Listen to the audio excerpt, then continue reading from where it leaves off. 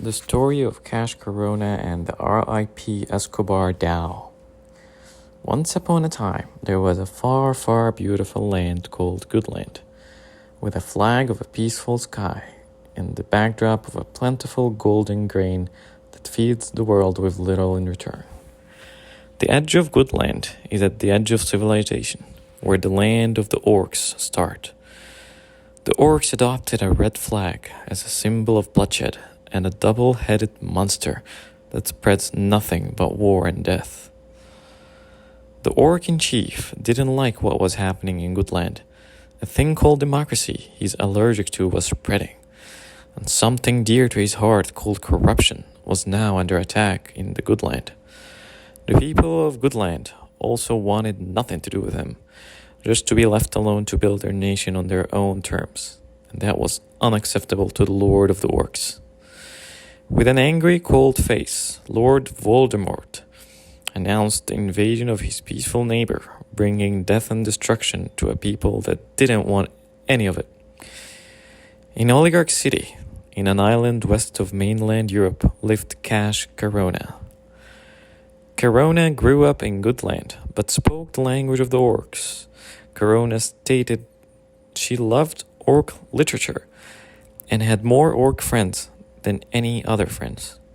Karona graduated with a degree in orc language studies, but later figured out that an honest living is boring and went into the cash business. Karona became a spokesperson for the R.I.P. Escobar DAO. Escobar was a narco-terrorist who revolutionized the cocaine supply chains and distribution. He is also a victim of the CIA and the FBI, which make him a hero in Cash Karona's circle.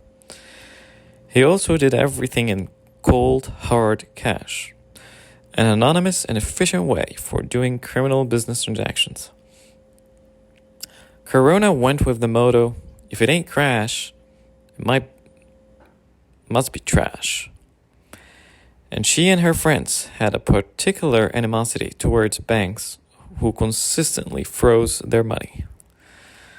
Karona was connected to the R.I.P. Al Capone DAO, parent or Escobar DAO, and Bugsy Siegel DAO. For some odd reason, all of Cash Karona's circles are either mobsters or drug dealers, and all of them loved cash.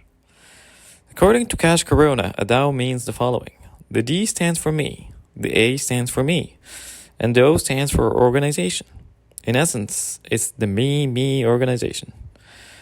Karona is good at taking advantage of opportunities. She and her cash cartel friends decided to create a DAO, and she thought it would be a good way to make some money during the war after she had a venture called Pump. Pump worked as followed. You take cash from people and you give them one pump. You promise to pay 80% interest for deposits. You pay the interest with new customer money, and as long as the pump supply currency keeps going up, you can keep the love going.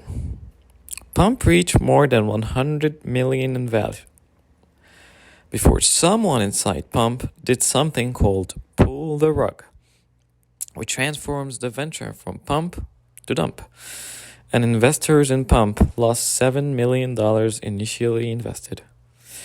Of course, someone with such a great history and associations was the perfect person to be chosen by the Escobar cartel to create a PR campaign, masquerading as a charity, pretending to help Goodland in its fight against the orcs and Lord Voldemort. They called the DAO the Goodland DAO and raised $7 million. Steve O. Cash, one of the DAO leaders, said to a news agency that no DAO members are requesting reimbursement for their contributions. This is not for profit. There ain't no token. There is no cashonomics. It's a donation. After collecting the cash, one bag with $1 million fell from the limo of the DAO while having a ravenous party and getting wasted in Oligarch City.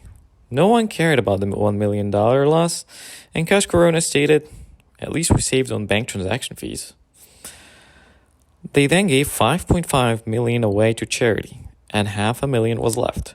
Karona said, okay, homies, thanks for your business. You go now, and the rest of the money will go to me. Her friends didn't like that, so she said, "If you don't shut up and go, I'll send some lawyers to deal with you."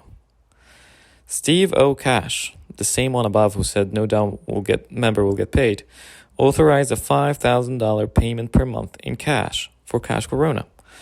Her job description was to be a Karen and a Nancy combined, while pushing a cash agenda and embezzling funds as if the Dow Treasury is her personal bank account.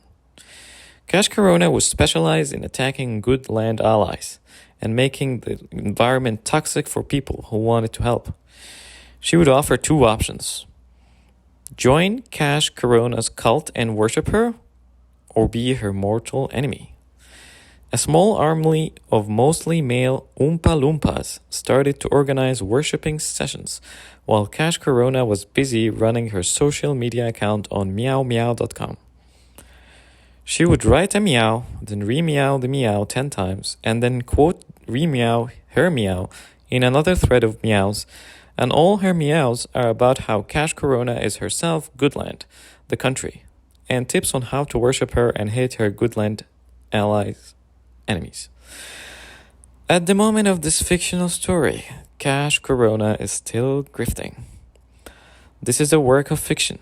Names, character, business, events, and incidents are the products of the author's imagination.